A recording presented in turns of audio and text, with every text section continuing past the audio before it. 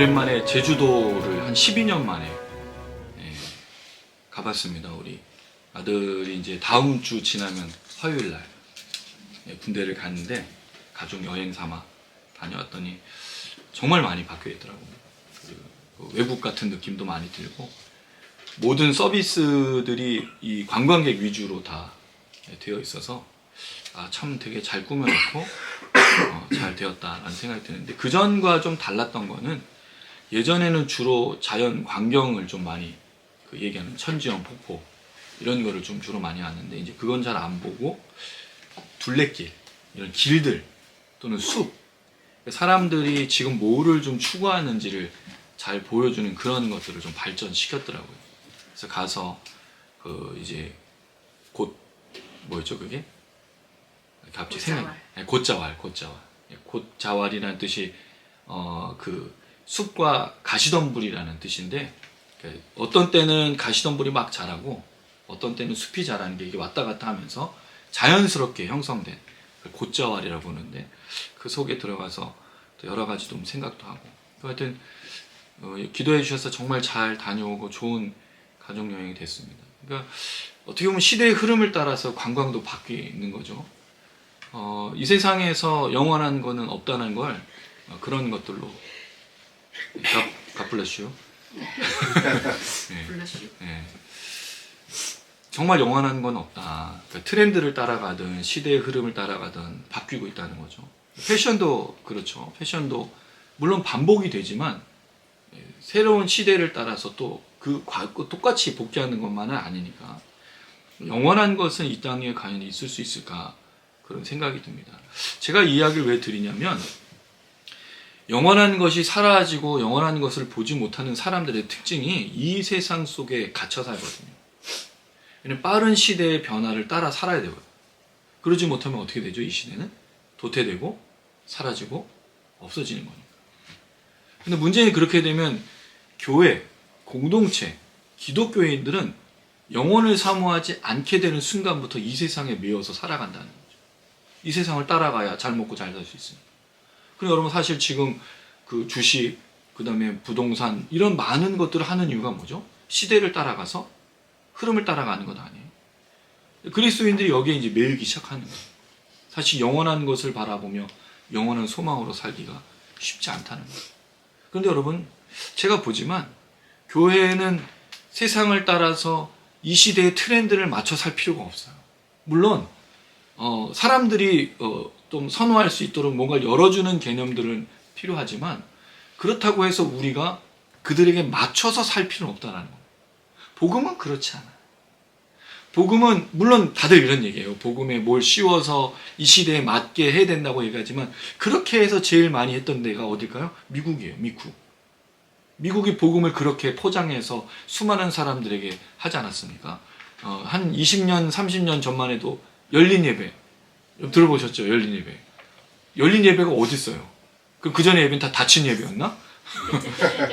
그럼 우리가 폐쇄된 예배를 드렸다는 거예요? 그게 이유가 뭐냐면 오픈하자는 거죠. 우리만 드린 예배가 되지 말고 해서. 그래서 거기서 뭐를 하죠? 음악이 모던어식으로 바뀌었어요. 전통적인 음악을 하지 않는 거예요. 세상 사람들 귀에 즐겁게 하고 편하게 하기 위해서. 근데 그거는 여러분, 우리가 예배는 서비스인데, 이 서비스는 성도들을 제공하는 서비스가 아니에요. 예배는 누구에게 하는 거죠? 하나님을 위한 서비스지 우리를 위한 서비스가 아니에요. 근데 이게 바뀌어버렸죠. 그런 시대의 흐름을 따라서 교회가 가다 보니 미국 교회를 닮은 한국 교회는 굉장히 많은 것을 답습을 했어요. 그게 뭐죠? 번영신학. 복 받는다는 거. 그런 트렌드를 따라가요. 그래서 교회 건물을 크게 짓기 시작했죠. 이 미국이 시작하는 거예요.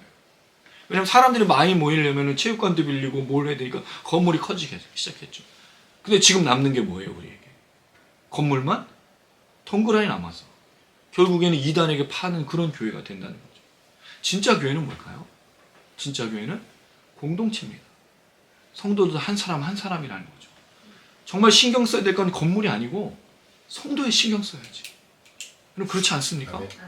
근데 한국 교회가 뭐에 신경 썼어요? 건물 유지. 건물을 해야 되고. 그러니까 성도들에게 자꾸 뭘 강요해야 돼요? 헌금 강요하고 봉사 강요하고.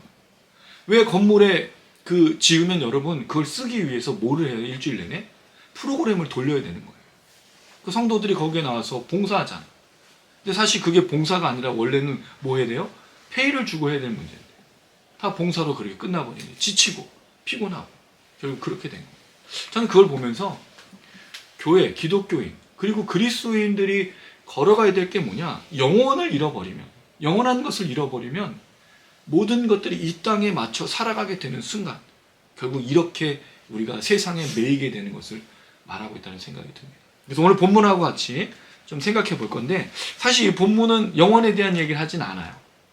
이 본문은 전혀 엉뚱한 지금까지 흐름 속에서 나온 이야기는 좀 상관이 없는 얘기처럼 보입니다.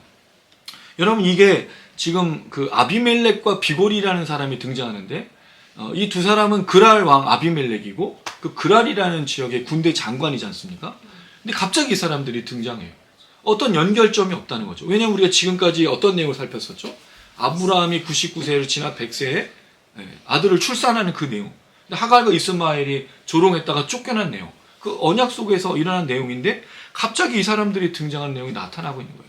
그리고 우리가 다음 주에 살필 내용이 뭐죠? 이삭이 하나님 앞에 번제로 드려지는 이야기가 또 나와요. 그럼 이 얘기가 왜 기록됐냐는 거예요. 하다가 보니까 그 공간이 좀 남았어. 필사자가 여기다가 뭘 좀 채워놔야겠네? 그래 넣은 걸까요? 아니잖아요. 분명히 뭔가 의도가 있기 때문에 이걸 넣은 거지 않습니까? 근데 이거를 확인하려면 우리가 어떤 사건을 확인해야 되냐면 26장으로 가보시면 놀랍게도 이 사건이 반복이 돼요. 누구에게 반복이 되죠? 아브라함의 아들 이삭. 우리가 지난주에 살폈던 그 이삭 관련된 사건으로 등장하는데 26절에서 33절을 보시면 아비멜렉과 다시 여기서 비골이 나와. 그럼 이 사람들은 이 아브라함 때의 아비멜렉과 비골일까요? 아니면 이삭에게 새로운 아비멜렉과 비골일까요? 아비멜렉은 왕의 이름이 아닙니다. 개인 이름이 아니고 바로처럼 왕들을 부를 때 전체적인 호칭인 거죠. 그럼 이게 그 아비멜렉 1cm, 2cm 우리는 몰라요. 근데 이 내용을 보면 연결된 것처럼 보이기도 해요. 또 군대 장관이 같이 등장하는 거 보면. 이 사건이 뭐냐면 앞선 26장 1절부터 나온 내용은 우물 사건이 나와요. 그러니까 이삭의 그 종들이 많아지고 가축이 많아지니까 우물을 팠어요.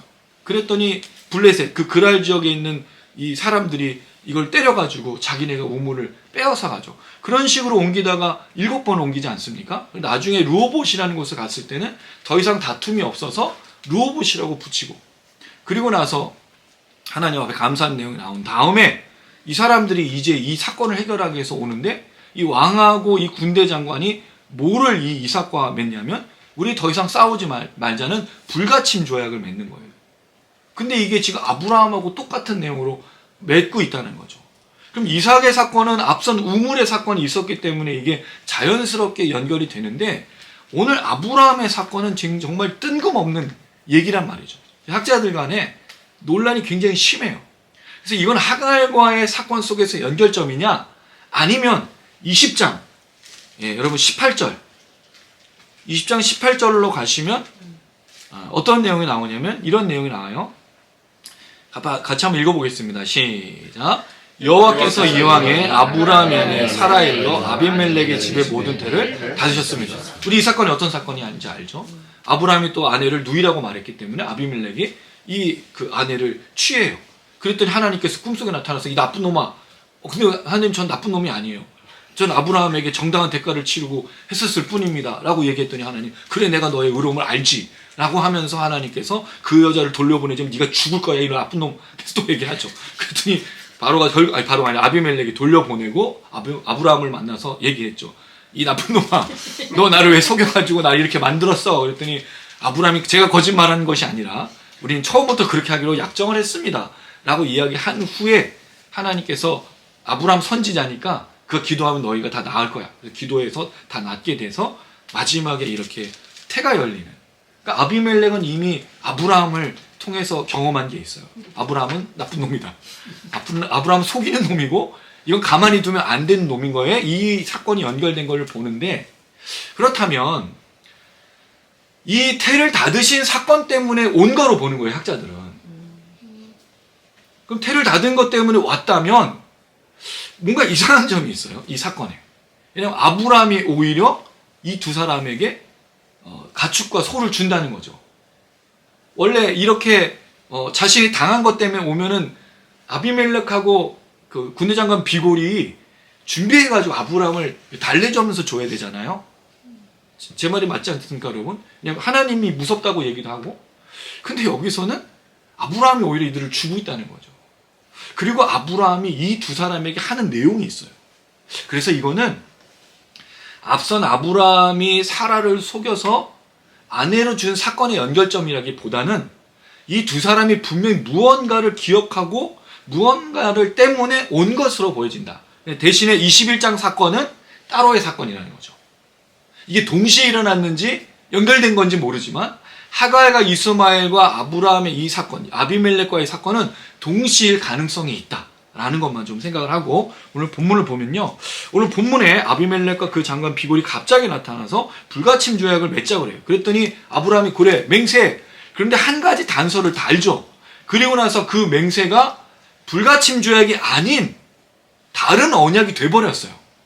이게 되게 중요한 거예요. 처음에는 불가침 조약으로 왔지만 아브라함을 따라서 맹세한 건 다른 맹세를 하게 돼요. 이게 중요한 겁니다. 그리고 나서 아비멜렉이 돌아가고 마지막에 아브라함의 반응이 나와요. 아브라함이 에셀나무를 심고 영원하신 여호와 이름을 부르죠.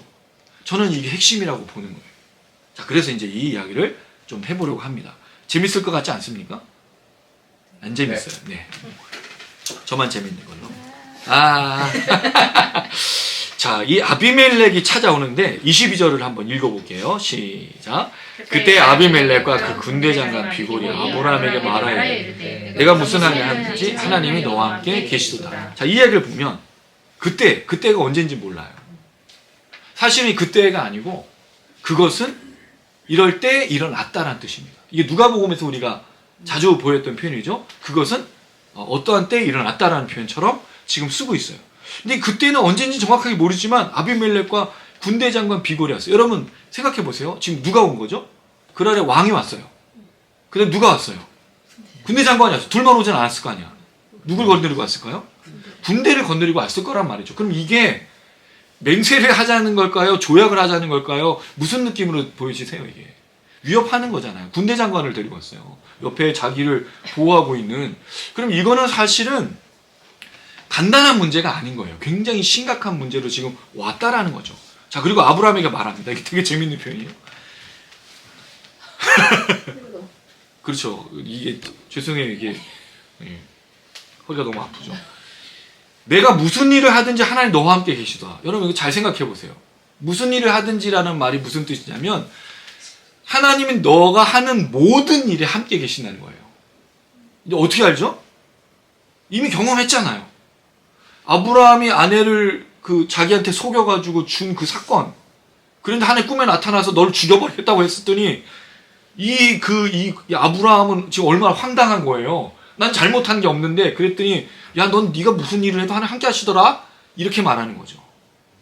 이게 정확하게 칭찬하는 내용이 아니에요. 근데 놀랍게도 26장 가보세요. 아주 똑같은 얘기가 똑같아요. 아들하고 아버지가 똑같아요. 부전자전이야. 28절. 26장 28절 한번 읽어보겠습니다. 시작. 그들이 이르되 여호와께서 너와 함께 계심을 우리가 분명히 보았으므로 우리 사이 곧 우리와 너 사이에 맹세하여 너와 계약을 맺으리라 말하였노라. 이것도 어떤 사건이 있었냐면 이삭은 아내를 속인 아내를 아비멜렉에게 주진 않아요. 이삭은 단지 누이라고 말했는데 껴안고 있었지. 그 사람들이 보고 누이인데 껴안고 있어? 그래가지고 너 왜 누이를 껴안고 있었냐? 사실은 누이가 아니라 아내였습니다라고 하는 내용이 나와가지고 또 이것들이 우리를 속였어라는 내용이 나와요. 정말 왜 그래? 네, 속이는 자에서. 아버지와 아들이 똑같아. 그리고 사람들이 생각하기로 저것들은 이상한데 속였는데 하나님이 함께 하시네? 이렇게 된 거죠. 뭔가 되게 이상한 뉘앙스를 갖고 왔어요. 어쨌든 하나님이 함께 하시는 것 때문에 아브라함이 두려운 게 아니라 누가 두려운 거죠? 하나님이 두려운 거예요. 아비멜렉이. 왜? 하나님의 사람이 아브라함을 뭔가를 했으면 하나님이 반드시 심판할 것 같고 뭔가 할 것 같으니까. 우리의 신앙이 이러면 좀 어떨까요, 여러분? 사람들이 우리를 보면서 야, 너는 나를 속이고 어쩌고 하지만 물론 이래서 안 되는데 하나님 진짜 너랑 함께 하시더라. 사람들이 두려워하는 거예요. 누구를? 하나님을. 우리의 신앙의 우리의 걸음 속에 사람들에게 하나님의 함께 하심을 보고 두려워하게 한 적이 있습니까? 하나님 우리를 보면서 야 하나님 살아계신 거 맞죠? 네가 믿는 하나님은 나는 절대로 안 믿어. 이렇게 말하고 있다며. 여러분 이걸 따라가라는 얘기는 아니에요. 어떻게 이걸 따라가? 이거 속이고 있는 걸 따라가라고 말해요. 속이는 걸 따라갈 수 있어 우리. 근데 하나님이 함께 하신다라는 걸 보여줄 수 있는 능력이 있냐는 거죠 우리가. 그리스도인들이 아무 능력이 없어요. 하나님의 함께 하심을 보여주지 못해요 사람들에게. 우리를 보고 누가 하나님이 살아계시다고 말하겠습니까? 제가 지난번에 말씀드렸지만 하나님의 살아계심을 보여주는 건 기적을 베푸는 게 아니에요. 뭘 보여주는 거죠? 하나님이 정의롭고 공의로운 걸 그리스도인들이 회개함으로 공개적으로 말함으로 목회자들이 직분자들이 성도들이 하나님 앞에서 잘못된 걸 고백함으로 용서를 구함으로 자신의 죄의 대가를 치름으로. 그럼 사람들이 그러고 하니 쟤네들은 왜 저런 걸 하지? 알고 봤더니 하나님 살아계심을 믿고 있고 정직한 삶을 살아야 되는 걸 알기 때문에. 그럼 사람들이 두려워할 건 아니에요. 그리스도인들이 두려워해서 죄의 대가를 치르려고 하는. 또 하나 늘 말씀드리는 사랑함으로. 교회에 뭐가 넘쳐야 되죠? 사랑이 넘쳐야 돼요. 사랑이 넘치지 않는 교회를 누가 하나님의 사람들로 말하겠습니까? 두 가지. 정의와 공의, 정직과 진실, 인자와 자비와 긍휼과 사랑이 있는 교회. 이래야 하나님이 살아계심을 볼 것 아니겠습니까? 아브라함을 보고 이제 두려워하죠. 자, 그리고 나서 23절 본론을 얘기하는 거예요. 읽어보겠습니다. 시작. 그런즉 너는 나와 내 아들과 내 손자에게 거짓도 행하지 아니하면 이제 여기서 하나님을 가리켜 내게 맹세하라. 내가 내게 후대한 대로 너도 나와 내가 머무는 이 땅에 행할 것이었습니다. 굉장히 많은 내용을 담고 있어요. 바라는 건 뭘 바라죠? 아브라함이 나에게 거짓되게 행하지 않게, 속이지 않게. 왜? 이미 속임을 당했기 때문인 거예요. 그래서 거짓되지 않게 행하기를 바라면서 뭐 하라 그러죠? 하나님을 가리켜. 하나님을 가리켜는 하나님의 이름으로죠. 하나님의 이름으로 맹세하라. 왜? 심판은 누가 했어요 지금까지? 아브라함이 아니고 하나님 하셨으니까. 네가 하나님을 막으라는 거죠. 너의 거짓된 것으로 인해서 내가 당하지 않게 해달라고 말하는 거예요. 자, 그리고 나서 내가 너에게 후대했다라고 말해요. 진짜 후대했죠. 하나님 나타나서 돌려보내라고 말했기 때문에 가축을 주고 종들을 줬어요. 정말 후대하고 또 뭐라 그랬냐면 이 땅 중에 어디 네가 원하는데 네 눈에 보기 좋은 데로 가서 골라. 그럼 내가 너에게 줄 거야. 그래서 같이 그랄 땅에 살고 블레셋 지역에 살고 있는 아브라함이었죠. 그리고 내가 너에게 이렇게 후대했다면 너도 이 땅에 후하게 행해달라는 거죠. 자, 그럼 결론은 그거예요. 맹세해서 우리에게 하나님의 심판이 이르지 않도록 해달라고 말하고 있다는 거예요. 근데 이거 군대 장관을 데리고 왔어요. 이게 단순히 앞선 사건만을 반복하는 것은 아닌 것처럼 보이죠. 자, 그랬을 때 이것이 왜 중요한지를 아브라함이 말해줍니다. 내가 맹세할 것이다. 내가 맹세할 거야. 내가 약속을 할게. 라고 말하면서 25절 읽어보겠습니다. 시작. 아비멜렉의 종들이 아브라함의 우물을 빼앗은 일에 관하여 아브라함이 아비멜렉을 책망하나. 여기 이상한 점이 있어요. 아브라함이 지금 아비멜렉을 뭐 했다고요? 책망을 해요. 책망한다는 말은 질책하다는 뜻이에요. 비난했다는 거예요. 어떤 학자가 그랬어요. 이게 지금 아브라함이, 왜냐면 지금 뒤에 보면 아비멜렉이 나 몰랐다라고 얘기하거든요. 너 나한테 말하지 않았지 않냐. 그래서 아브라함이 아비멜렉을 두려워해서 지금까지 참고 말하지 않았다라는 거예요. 근데 참고 말하지 않은 사람이 질책을 한다고요? 그게 넘어갔겠지. 그 질책했다는 말은 이 아비멜렉과 군대장관 비골이 온 목적이 무엇인지를 보여주고 있다는 거죠. 이 우물의 사건이 한 번만 있었을까요? 제가 볼 때는 이삭처럼 여러 번에 걸쳤었던 사건인데 아브라함에게서는 이 우물의 사건을 길게 다루진 않아요. 그리고 이삭의 사건 속에서는 길게 다루죠. 왜냐하면 아브라함과 이삭은 좀 다르거든요. 아브라함은 어떤 사람이었어요? 롯을 구하기 위해서 소돔과 고모라 그 사람들 잡혀갔을 때 따라가서 빼앗아 온 사람이잖아요. 용맹스럽거든요. 그리고 하나님이 진짜 함께 하신 사람인 거죠. 근데 이삭은 드러나지 않았어요. 그래서 어떻게 보면 이 아브라함을 두려워하고 있는 것을 볼 수 있는데, 그러니까 아브라함이 아비멜렉에 막 말하고 있는 거죠. 우리가 지금까지 봤던 아브라함과 너무 달라요. 우리가 알고 있던 아브라함은 어떤 아브라함이었죠? 아내를 자기의 목숨을 위해서 내었던 그런 사람인데 지금은 아비멜렉을 막 책망하고 있어요. 대범해졌어요, 갑자기. 뒤에 이삭도 막 죽이려고 그러죠. 대범해졌어요. 원래 아브라함의 성격 같았으면 쉽지 않았을 건데 갑자기 여기서 변화가 일어나기 시작했어요. 어쨌든 책망하죠. 제가 볼 때는 앞선 태를 닫은 사건과도 연결이 되겠지만 이 우물을 판 것에 대해서 우물 판 게 아니에요. 우물을 빼앗은 것에 대해서 아마 아비멜렉과 군대장군 비골이 서로 싸우지 말자라고 찾아온 것이 아니겠는가. 왜? 이삭의 사건도 유추해 보건데, 그리고 또 아브라함이 이 사건을 불가침 조약을 맺자는 맹세를 하지 않아요. 그 맹세가 어떤 맹세가 되는지가 중요한 거예요. 맹세하자라고 말한 다음에 아브라함이 말하고 있는 본론이 또 이어지거든요. 그랬을 때 저는 이게 그냥 이 사람들이 하나님이 나타나서 자기들에게 했던 것 때문이 아니라 우물의 사건을 연결하고 있는 건 아니겠는가라는 생각이 듭니다. 자, 어쨌든 26절 아비멜렉이 말하죠. 죄송해요. 네, 지난번부터 이상해지겠어요. 제가 26절 시작. 아비멜렉이 이르되 누가 그리하였는지 내가 알지 못하노라. 너도 내게 알리지 않으면 나도 듣지 못하리니. 거짓말이에요. 거짓말. 그럼 군대장관 비골이랑 올 일이 없죠. 왜냐면 이미 그 아브라함에게 후대할 거 다 줬고 선물을 다 줬기 때문이에요. 이미 끝난 거예요. 그리고 땅도 줬어. 근데 다시 찾아와서 우리를 해하지 말라고 말한다고요? 분명 뭔가 있었다는 거죠. 왔다라는 거예요. 그래서 누가 그랬는지 알지 못하고 너도 내기지 않냐. 아브라함이 말하지는 않은 것 같아요. 나는 듣지 못했으니 오늘에서야. 누구에게 들었다는 거죠? 아브라함에게 들었다고. 책임을 누구한테 전가하고 있어요? 아브라함한테. 아브라함 네가 말하지 않았잖아요. 알고 있는 거죠. 찾아온 모습을 보여줘요. 자, 그랬을 때 27절 양과 소를 가져다가 아비멜렉에게 주었어요. 주었다는 말은 선물을 준 거죠. 근데 여기서 이제 차이점이 아비멜렉과 군대장관 비골은 아브라함에게 와서 이 조약을 맺을 때마다 선물을 받아요. 나중에 26장에도 놀랍게도 이삭이 아비멜렉과 비골에게 대접을 해요. 이들이 뭔가를 제공하진 않아요. 그래서 삥 뜯으러 왔나? 좀 그런 생각도 좀 드는데 어쨌든 간에 줍니다. 그리고 나서 두 사람이 언약을 세우죠. 근데 여기서 핵심은 아브라함은 이 맹세보다 더 중요한 것을 지금 하고 있다는 거예요. 28절 7 암양 새끼를 따로 놓았어요. 암양 새끼 7입니다. 7이라는 숫자 굉장히 중요하죠. 자, 그 다음에 29절 30절이에요. 29절 제가 읽고 30절 읽어주세요. 아비멜렉이 아브라함에게 이르되 이 7 암양 새끼를 따로 놓으면 어찌미냐. 아브라함이 이르되 너희 내 손으로 이 암양 새끼 7을 받아 내가 이 우물 판 증거를 삼가하고. 자, 여기 보면 아비멜렉이 이상하게 여긴 거예요. 왜? 자기가 선물을 받았죠. 언약을 세웠어요. 그 언약 세운 게 끝이 아닌 거예요. 왜냐면 뒤에 아브라함이 다른 행동을 하고 있는 게 7 암양 새끼를 따로 구분해 놨기 때문인 거죠. 자, 그러고 나니까 아브라함이 얘기합니다. 너는 내 손에서 이 암양 새끼 7을 받아야 돼. 이게 우리의 언약이라는 거죠.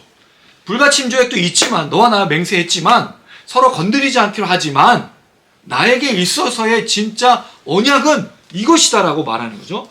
내가 이 우물판 증거를 삼으라는 거죠. 우물판이라는 거는 우물을 팔았다는 게 아니고 판 거예요. 띡. 구덩이를 만든 거예요. 우물을 직접 아브라함이 팠으니까. 그럼 이게 무슨 뜻이죠? 이 우물은 내 거야. 암양새끼 7을 받고 소유권을 주장하는 건드리지 마.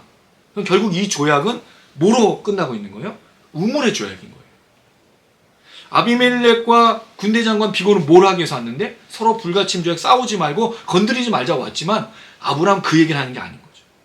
이 우물은 내 거라고 말하는 거예요. 여러분, 우물이 왜 이렇게 중요할까요? 광야에서 우물은요 생명이에요. 하갈과 이스마엘이 왜 이 사건이 연결되는지 여기서 잘 보여주죠. 하갈과 이스마엘이 부엘세바 광야로 갔어요. 거기 이름이 뭐예요? 부엘쉐바. 쉐바가 7이고 부엘이 우물이라는 뜻이에요. 그 우물. 그러니까 사실 7의 우물, 7의 우물이라는 뜻인데 하갈과 그 이스마엘이 가다가 뭐가 떨어져서 돈이 떨어져서 죽음을 맞이했나요? 물 떨어진 거잖아. 그럼 이 사건은 뭐가 연결돼? 물이 연결되고 있잖아요. 그래서 이걸 같이 붙여 썼고 분명히 사건은 20장 뒤의 사건이지만 하갈과 이스마엘이 물과 생명에 관련된 것을 말하고 있는 아주 중요한 사건인 거죠. 자, 그랬을 때 아브라함이 말하는 거예요. 우리에게 이 우물이 얼마나 중요한지를 지금 돈을 주고 이 값을 치르고 산 거죠. 이 이야기의 핵심은 여기 있어요. 우물에 대한 이야기, 이게 내가 너에게 하고자 하는 거죠. 그러니까 결국 아비멜렉과 군대장관 비골이 찾아온 이유는 서로 싸우지 말자가 아니라 우물 때문인 거죠. 아브라함의 이야기, 아브라함이 한 이 조약을 보면 우물 때문인 게 분명하다는 생각이 드는 거예요. 그래서 내가 7 아명새끼 줬으니까 너 받아. 자, 그랬죠. 자, 31절. 거기서 서로 맹세했어요. 아주 자연스럽게 연락하고 이곳 이름을 뭐라고 불렀죠? 부에쉐바라고 불렀어요. 여러분 아마 성경에 거기 1이라고 되어 있고 맹세의 우물이라고 되어 있죠? 근데 사실은 맹세의 우물이 아니에요. 쉐바 7이고 부엘이 우물이니까 7의 우물인 거죠. 근데 이 7 아명새끼를 주었기 때문에 맹세의 우물로 불려진 거고 이때부터 부에쉐바라고 불려지는데 놀라운 건 이 부에쉐바가 또 나와요. 누구에게? 이삭에게. 자, 26장. 그래서 여러분 이 사건이 되게 중요한 이유가 여기 있어요. 26장 32절 33절. 제가 32절 33절 읽어주세요. 그날에 이삭의 종들이 자기들이 판 우물에 대하여 이삭에게 와서 알려 이르되 우리가 물을 얻었나이다 하매 그가 그 이름을 세바라 한지라. 그러므로 그 성읍 이름을 오늘까지 부에세바라 하더라. 자, 부에쉐바라고 불린 적은 언제부터예요? 아브라함 때잖아요. 근데 지금 이삭 때 또 불렸다고 또 말하고 있어. 그럼 언제 불린 걸까요? 계속 불렸어. 언제 정확하게 불렸는지 모르겠지만 이 부에쉐바라는 이름이 이삭에게도 또 불렸다는 거죠. 네, 맹세의 우물, 7 아명새끼의 우물이라는 거. 그럼 이건 결국 뭘 말할까요? 이 우물은 이제 이삭의 것이고 아브라함의 것이라는 것을 아주 강력하게 증명하고 있다는 거죠. 자, 근데 문제는 여기 있어요. 이 아비멜렉과 군대장관 비골의 언약이 아브라함에게도 있었지만 누구에게 또 나타나죠? 이삭에게. 그럼 이 맹세는 맹세일까요? 그러니까 걔가 바뀌면 언약은 언약일까요? 시대가 바뀌면서 또 또 하는 거예요. 또. 여러분 이게 누구와 누구와의 싸움이에요? 누구와 누구와의 언약이죠? 국가가 국가라고 볼 수도 있잖아요. 왕이 거짓말한 거예요. 아들의 공을 다 빼앗아 버리니까. 이 세상에 영원한 언약이 있을까요? 약속은 영원합니까? 여러분 어떠세요? 약속 잘 지키세요? 어? 순간 멈칫. 이게 여러분 그냥 약속이 아니라 지금 뭐죠? 생명을 걸고 하는 맹세잖아요. 그리고 뒤에 보면 이 언약을 세우다는 32절에 언약을 세우다는 내용이 나오는데 언약은 메리트라는 단어고 세우다는 단어는 자르다는 뜻이에요. 우리 이 언약을 자르다라는 개념을 언제 한번 제가 설명드린 적이 있죠. 창세기 15장에 하나님께서 다메섹 엘리에셀이 내 상속자가 될 것입니다라고 말한 아브라함 시끄러워 자식아. 짐승 갖고 와서 잘라. 하나님 횃불로 확 지나가신 적이 있었죠. 언약을 세울 때가 자르다. 거기서 등장하는 이 언약을 세우고 언약을 자르는 것을 쓰고 있는 거예요. 근데 언약을 세웠지만 맹세를 했지만 지금 어떤 일이 일어나죠? 지켜지지 않고 있어요. 여러분 비단 이 사람만이 아니죠. 국가가 국가 간에도 언약을 맺고 조약을 맺지만 됩니까 제대로?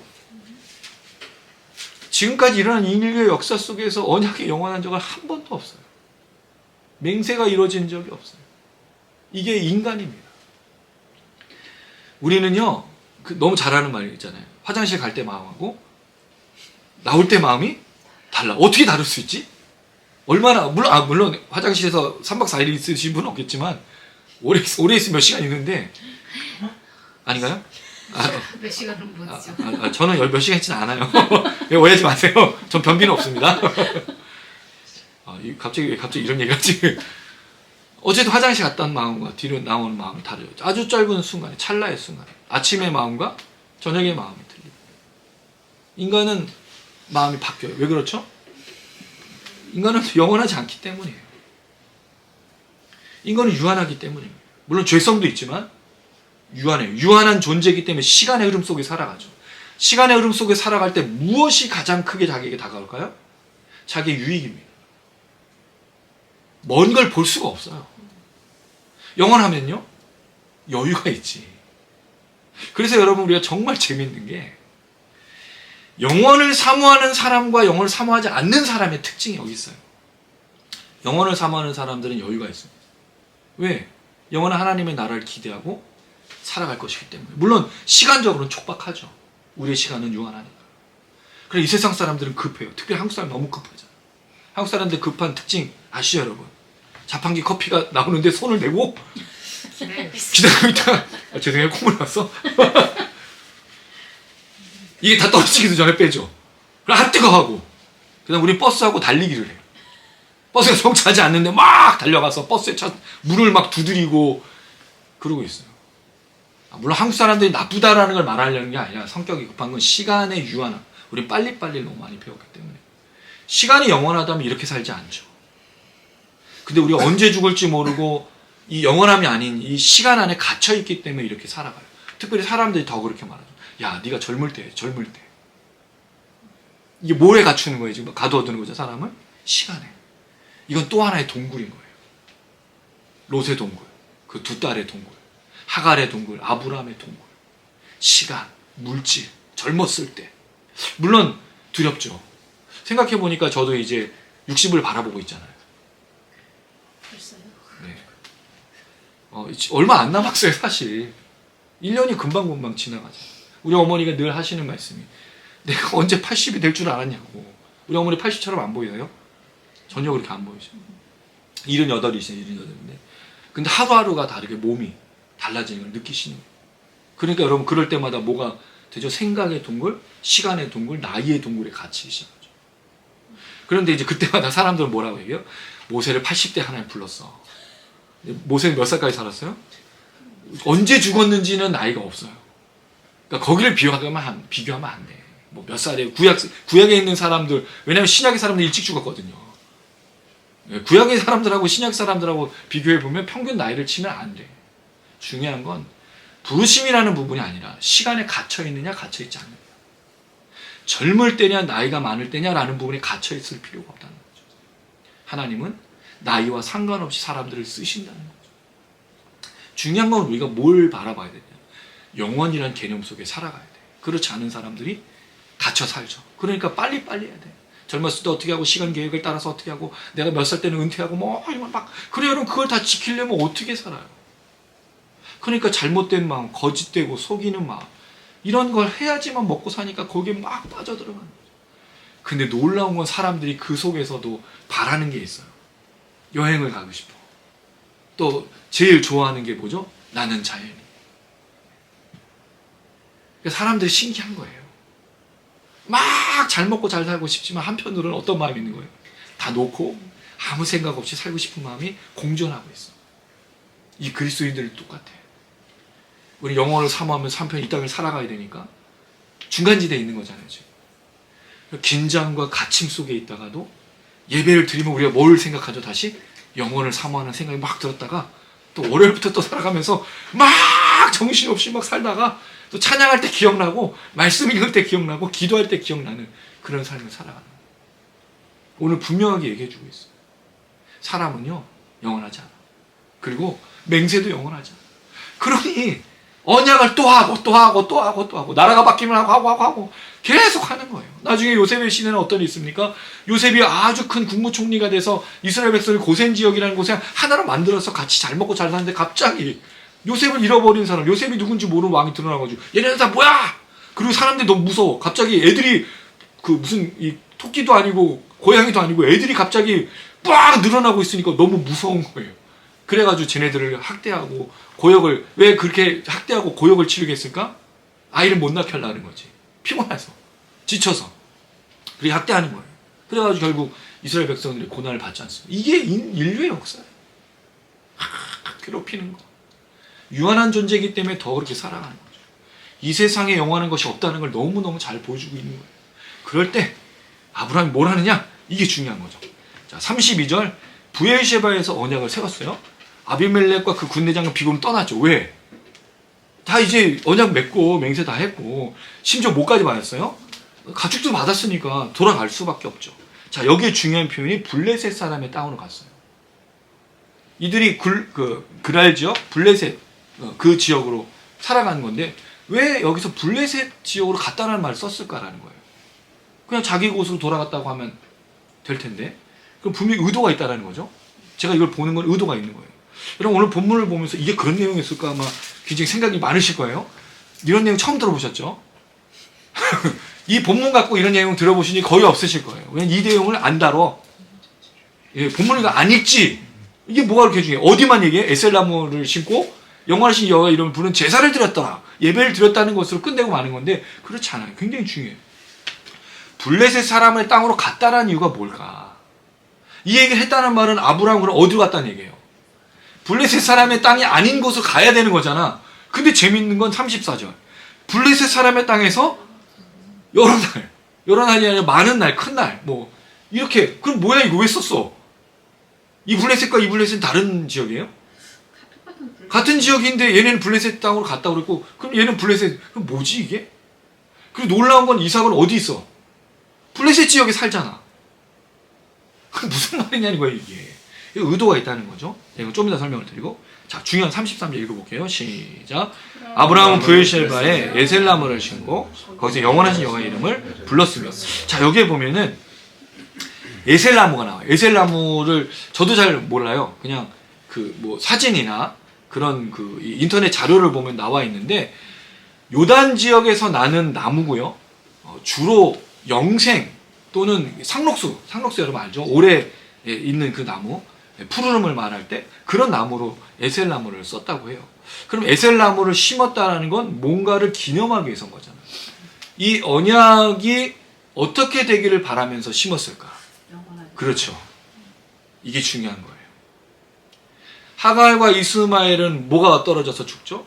물이 떨어져 죽고 그 다음에 뭐가 없어지면 죽고 먹을 것이 없으면 죽어요. 근데 아브라함은 지금까지 계속해서 누구를 보고 있죠? 하나님을 통해서 걸어오고 있어요.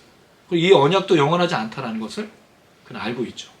그래서 이 언약 후에 진짜 영원하신 하나님 속에서 이 언약이 영원하게 되면 하나님의 이름으로 세우고 있는 거죠.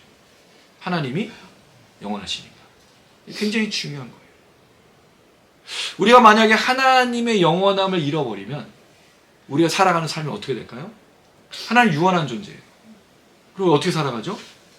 오늘도 일해야 돼요, 여러분. 여기 나오실 필요가 없어. 하나님 이해해 주실 거야. 왜? 하나님도 바쁘시거든. 시간이 얼마 안 남아서 하나님이. 일일이 체크할 시간이 없어. 그러니까 여러분 우리가 마음대로 살다가 예배 드릴 때만 나와서 하나님 유한한 하나님이 그 영원하지 않은 존재라면 우리가 할 게 없는 거예요. 굉장히 중요한 부분. 그럼 조금 이따 더 설명을 드릴 건데. 자, 중요한 건 에셀나무를 심었어요. 영원을 기념하기 위해서죠. 거기서 영원하신 여호와 이름을 불렀으며. 자, 이 이야기가 어떤 의미일까? 여러분 지금까지 아브라함이 하나님의 이름을 부른 적이 있었어요, 없었어요? 있었죠. 예, 몇 번에 걸쳐 있어요. 근데 하나님의 이름을 구체적으로 부른 적이 있었습니까? 없었어요. 하나님의 이름이 어떤 분이라고 말한 적은 한 번도 없어요. 하나님이 자기를 소개시켜 준 적은 있지. 언제? 그 하나님이 나를 전능한 하나님. 15장에 내가 15장에 그러니까 99세 때인가 하여튼 자신을 전능한 하나님에 17장에 나오는 것 같아요. 전능한 하나님을 소개했던 하나님의 소개가 있지만 하나님의 이름을 따로 부른 적은 없어. 그래서 이거를 대부분 다 어떻게 번역했느냐? 공동 번역은요.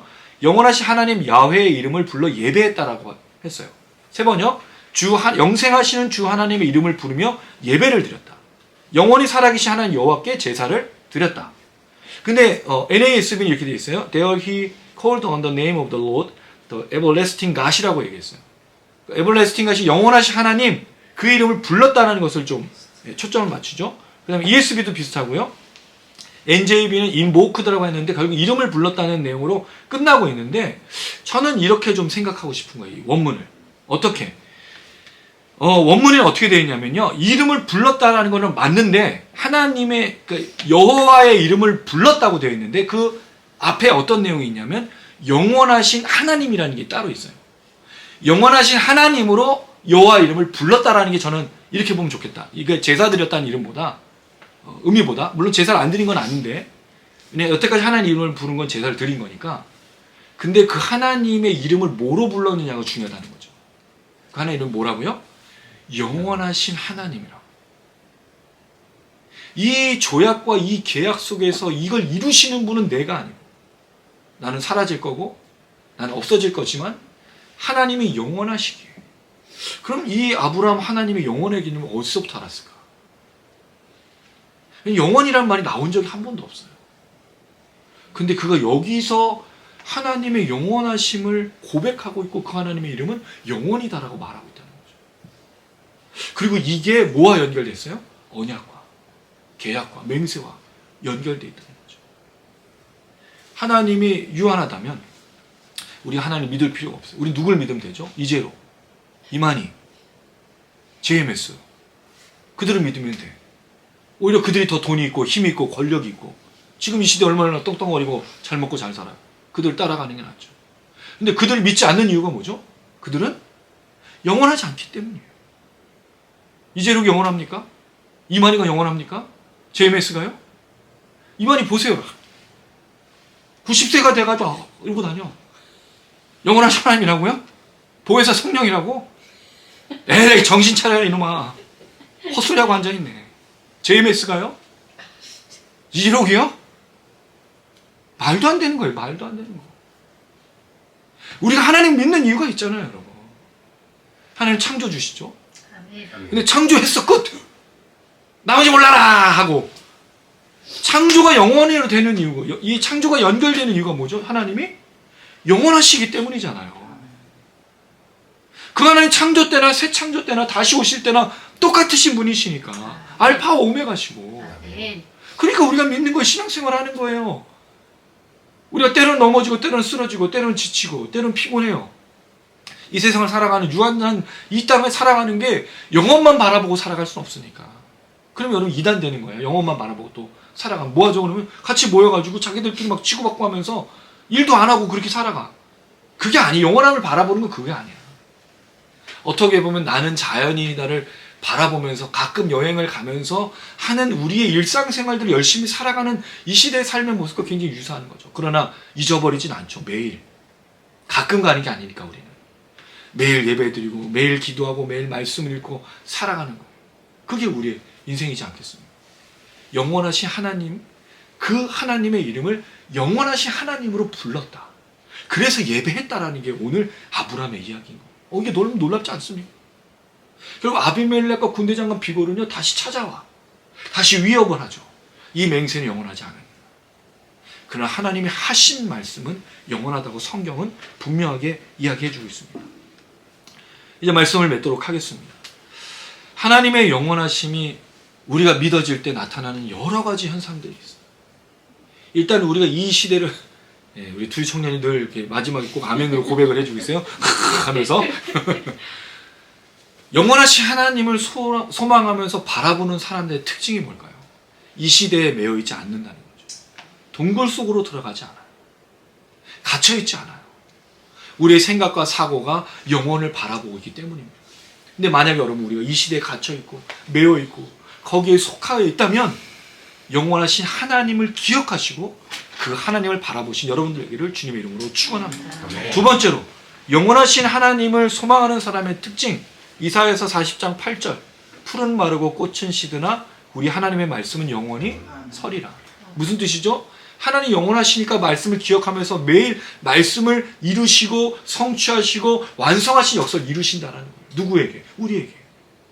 그래서 여러분 예수를 보내셨고 예수를 믿는 자들 안에 역사를 하고 있는 거예요.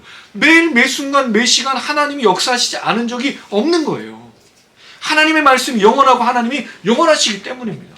그래서 여러분 우리가 기도하는 거예요. 기도하면 하나님 응답하시고 우리 하나님을 바라보고 하나님께서 역사하신 것들을 보게 되는 이유가 거기 있다는 거죠. 이게 두 번째입니다. 그러니 말씀을 통해 하나님이 이루신 것이 무엇인지를 놓치며 살지 않는 게 그리스도인의 삶인 거예요. 마지막입니다. 마지막 베드로전서 1장 4절 썩지 않고 더럽지 않고 쇠하지 아니하는 유업을 잊게 하시나니 곧 너희를 위하여 하늘에 간직하신 것이라. 영원하신 하나님을 바라본다는 건 영원한 하나님의 나라를 소망하는 걸 얘기해 주고 있어요. 우리는 본향이 있습니다. 여기는 우리의 고향이 아니에요. 그래서 좀 힘들어요. 우리가 한국 사람이지만 방콕이나 또 홍콩이나 갔을 때 편하세요? 물론 언어가 안 돼서 힘든 것도 있지만 냄새나지 음식도 잘 안 맞지. 물론 거기서 오래 살다 보면 이제 잘 살지만 결국 한국 음식을 먹게 되잖아요. 꼭 고추장 갖고 가고 김치 들고 가고 거기엔 본향을 사모하는 마음이 있어요. 우리가 가야 될 본향이 있습니다. 여기서 최선을 다해 살아가시지만 영원한 하나님의 나라. 근데 그 영원한 하나님의 나라 죽어가야 가는 곳이 아니죠. 이미 여기에 일어나고 있잖아요. 우리 교회 공동체, 우리가 함께하는 이 공동체. 여러분, 그래서 매주가 영원한 하나님의 나라를 소망하면서 오시는 것 아니에요? 아니에요. 점심을 먹기 위해서 오는 거죠. 오늘 예배 끝나고 나서 이제 우리가 할 게 있어! 이걸 사모하는 거죠. 물론 그런 모임이 나쁜 것도 아니지만, 찔려요.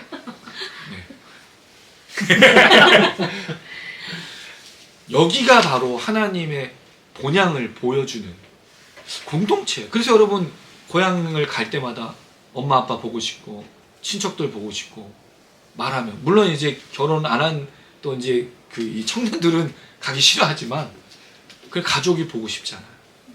그게 예배 아닙니까, 여러분? 나의 가족들 만나고 싶고 만나면 너무 좋고 얘기하고 싶고, 그게 여러분 영원 하나님의 나라, 여기서 우리 가야 될 곳을 바라보면서 걸어가는 신앙입니다. 저는 너무 감사해요. 우리 함께 신앙생활 한다는 것이 이렇게 좋고 행복한지 너무 또 다시 발견하고, 이게 또 청년들하고 또 틀려. 여러분들과 함께 신앙생활 하는 건 또 달라. 그러니까 뭔가 더 가족 같아.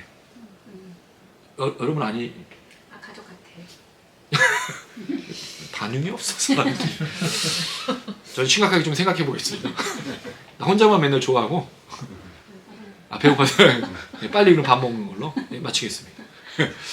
그런 우리의 이 영원한 하나님을 바라보는 그 삶의 모습으로 날마다 걸어가고, 때로는 이 땅의 삶을 살아갈 때 지치고 피곤할 때도 있지만 넉넉히 이기며 승리하면서 살아가는 우리 모두가 되기를 주님의 이름으로 축원합니다. 아멘.